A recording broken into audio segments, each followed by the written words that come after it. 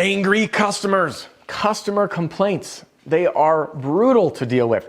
And the worst part is they are completely inevitable, meaning they are going to happen no matter what. And sometimes it's something really small, like a shingle as it was falling off the roof, ripped a screen, and it's a few dollar fix, and it's no big deal. No one's hurt. Or something horrible happens, like you're in the middle of a redeck and the wind comes through, rips a tarp off, and it downpours in the house for an hour and ruins everything. True story that I'm going to pick up here in a second. And no matter how big or how small, these mistakes come up. And for folks like you and I who truly care about our customers, want to give an amazing experience, we're in this not only to make a good living, but because we believe in what we do, we believe in delivering exceptional service. This stuff sometimes hits home and it's hard to cope with, especially for newer sales reps or growing teams. And they distract us. And we often, especially newer salespeople, like really freak out. Is the crew going to mess something up? So in this video, I'm going to be teaching you how to deal with it when it comes up, so you can turn those into 5-star reviews. True story coming very soon. And the other thing I want to teach you is how to prevent this. So welcome back. We are about to get moving, but first I want to say I'm really glad to have you here. My name is Adam Bensman, the Roof Strategist, and everything I do here is designed to help you and your team smash your income goal and give every customer an amazing experience. And yeah, customer complaints come up. Things don't always go right, but when you handle it the right way, it can create an amazing experience. And funny enough, it's how we handle it that sets us apart. Like the story I told the other day, my wife, Sheena, and I were shopping for a vehicle. We had a horrible experience at this car dealership. We found the vehicle that we wanted. We went down there, we looked at it. It was a used vehicle. We look inside. It was filthy. Nothing like the pictures. Paul, the sales rep, I'm like, Paul, you completely wasted my time. We just drove an hour and a half to get here. This vehicle's in horrendous condition. I'm not interested. Every other vehicle is pristine. This thing looks like a dog had a heyday in here. So we go to leave and they say, wait, give us an hour. Go out to lunch. We're going to get it cleaned up for you. And then you let us know. I said, okay. So we go out to lunch for an hour. We come back. I swear it was like a slap in the face. They didn't care. They burned our time. I said, Paul, we came down already. You had us spend more time. This is an insult. And then I shared the experience of the last vehicle we bought at their competing dealership, and Paul felt horrible. Sheena and I stormed around that building. We didn't even walk through the dealership. We're coming out the front door. Paul flies out, the salesman, and he starts apologizing. And he took ownership. And I called, and 15 minutes later, he called with a sincere apology. He was committed to making it right. And guess what? He went above and beyond. And the very next day, we went from a complete 180, from not wanting to do business with them at all, wanting to write them off, wanting to write them a horrible review, to not only buying the vehicle, being very happy with the experience of how they handled it and what they did for us, and I even ended up writing them a 5-star review, acknowledging what didn't go right, but how they were committed to making it right. And that's the power of handling things the right way, by taking ownership and laying out a clear path forward, which I'll be sharing with you here today. Now, before we get any further, and before I share that story with you about that house that got poured in for over an hour, I just want to say that if you haven't yet done it, you need to click the description and or go over to theroofstrategist.com right now and download a free copy of my Pitch Like a Pro roofing sales training video library. I have tons of playlists for you to binge through, whether it's, if you're new in roofing sales, a whole starter list for you, whether it's canvassing, pitching, the contingency agreement, retail, supplements, marketing stuff for owners. There's a whole bunch in there, even more than what's available on YouTube, in an easier way to digest all that info. So go on over to theroofstrategist.com right now and get your free copy. And if you're on YouTube, which if you're seeing my beautiful shining mug, you are, click the video description. By the way, I'm just kidding there. Click the video description. There's a link right in there. It's the top link, and you'll be all set. All right, so customer complaints. First, we've covered the facts. They are inevitable. They're going to happen. Now, we're going to cover step 1, which is how to prevent them from happening, and then we're going to move into step 2, which is how to overcome them. But first, a story. Here's a story. I'm 3 hours away. One of our reps, his name is Joe, doing this house. It was an old Victorian-style home, 2 stories, multiple layers, shingles on top of shake, which required, what? A redeck. So we're in the middle of redecking. There's no weird weather in the news, by the way. So crew got everything torn off. No decking whatsoever. All of a sudden, they see rain clouds coming in. So they tarp everything, okay? Wind kicks up. They're like, oh no, this ain't good. So they're on ladders, 2 stories up, trying to get this tarp to stay down. Boom, crack, lightning strikes. They can't be on ladders in a lightning storm. They scramble down, go to their truck, and the skies open up with a fury of rain for about an hour straight to a home with no tarp on it and no decking. And to add insult to injury, not only was the main floor a wood floor, so was the second floor. I get a phone call. My phone rings. It was the hardest phone call I've got in business, actually second hardest. And I hear this homeowner, and I'm like, hey, I'm hearing all this noise in the background. I'm hearing smoke detectors, mah, mah, mah, mah. And he says, Adam, I think you need to get out here. And I said, yeah, what's going on? He says, well, we've got water pouring through the house absolutely everywhere. The roof's torn off, and it's downpouring rain, and everything is drenched. And I am freaking out. This is how the story starts. Fast forward into what happened. I just told you, but the part that's the real challenge was the fact that those hardwood floors on the second floor, along with the hardwood floors on the first floor, were warped. Every single surface of that home was wet. We had to move these homeowners out of their house for 6 to 8 weeks. I can't recall if it was 6 or 8 weeks. We had to bring in dehumidifiers. We had to hire a restoration company. We had to do the dry out. We had to repaint. We had to refinish the floors. And guess what? There was not one legal threat. I had received a letter of recommendation from this homeowner because of how we handled the project, and they stated that they would never hesitate to hire us again in the future or refer a friend because of our commitment to standing behind what we do, because they realized it was a freak accident. This is what you're going to learn right now. Now, let's get to step number 1 on preventing these complaints. This is by setting what I'm going to call realistic expectations. You know, we had a conversation about this in the Pitch Pro movement, and I said the classic, under promise and over deliver. And Marcos was saying, you know, I really don't like that, under promise and over deliver, because why should we under promise? We should just give amazing service and deliver, promise at a really high level, and then deliver above and beyond that. And I got to say, Marcos, I appreciate that, man. You challenged me, and that's the beauty of the movement. We don't always have to disagree. By the way, that's why there's 5 mentors in there, and that's why we have a discussion board and why we encourage everyone to participate. So the core concept of under promise and over deliver is not to do this. Mr. Homeowner, I'm going to make sure everything goes off perfectly. Nothing is going to go wrong. We're going to start on time, we're going to end on time, and you're going to have 0 complaints. Well, let me tell you, this, my friend, is a lie.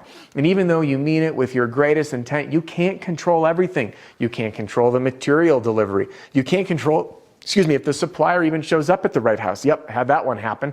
Ended up tearing off the wrong roof once because the supplier dropped the shingles in the wrong spot. Crew shows up, sees the bundle, didn't check anything, was in a rush, up on the roof, tearing it off. Bad things can happen.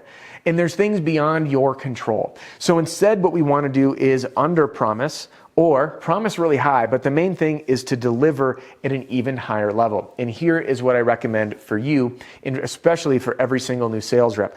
I like to explain to that homeowner that something likely will go wrong. And the reason for that is a bundle of shingles is about 80 pounds. 3 square to a bundle, start doing the math. It's about 240 a square times however many squares the roof are, is usually multiple tons of shingles, which doesn't include the hundreds of nails or the felt or anything else. And I explained to the homeowner, hey, Peggy, guess what? We are going to do the absolute very best we can to protect your home and to take care of you.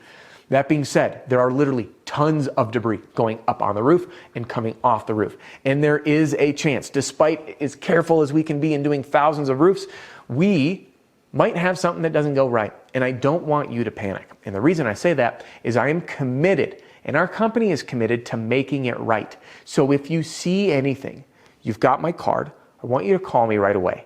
Why? So I'm aware of it and I can put together an action plan to get it addressed.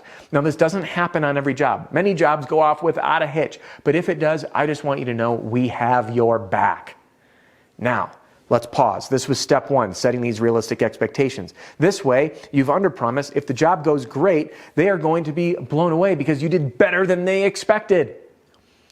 What's the best review ever? Better than expected, not they told me they'd do this and didn't. That's the number one thing you hear with complaints. Did I follow through on my word, yes or no? No. But this way you can. You want to set realistic expectations, tell them something can go wrong, and then over-deliver. And number 2 is if or when something occurs, you think that homeowner is going to panic? No. They're going to be like, Adam told me this might happen. I'm upset. I'm pissed that my flowers are ruined. I'm upset that the screen's ripped, but Adam said he'd take care of it. We're going to give him a shot. I don't need to panic. And now when you get that phone call, it's not hysteria. Okay, it's people. It could be, but you're going to be in a way better position than if you said nothing at all. So biggest takeaway today so far in this video before we proceed is do what? Set realistic expectations, which leads us right into point number 2, which is how to overcome this. Let's lay the foundation, and then I want to tell you a story and give you a framework. The foundation, number 1, we need to listen, and we need to truly listen, okay? What do I mean by listen? Pay attention. When homeowners yell at you, you need to let them get it out. They just need to get it out. So just shut up. Let them get it out, okay? Wait till they run out of breath. I don't care how long it takes. This is how you show you listen. You don't want to be like, don't worry. We're going to take care of it. Don't do that. Let them yell. Let them call you all the names in the book. Believe me, they're kind of like puppy dogs that have sat in a cage too long. They just got to get it out. I think I just messed my hair up. How's my hair? Well, if I messed my hair up, that's cool. All right, so first we need to listen. Then you need to care. By the way, if you don't have a heart and you don't truly care, I just got to tell you, now's a really good time for you to exit this business. Why? Because if you don't care about your customers and you're only in this for the money, that will come back to bite you. You need to have a heart, at least in my opinion. And at least the people like you who are here, this is the kind of people who truly care about the customer experience. They need to feel that. And then the last thing you need to do is to commit to an action plan, all right? Commit to fixing it and how you're going to do that. Okay, so this is the foundation. Now, the story I was going to tell you, which I teach, by the way, in my all-in-one sales training, sales strategy, and sales system, which is a complete system from knock to close for both storm and retail, being used by thousands of reps across the US. We're even in Canada and Australia for both storm and retail.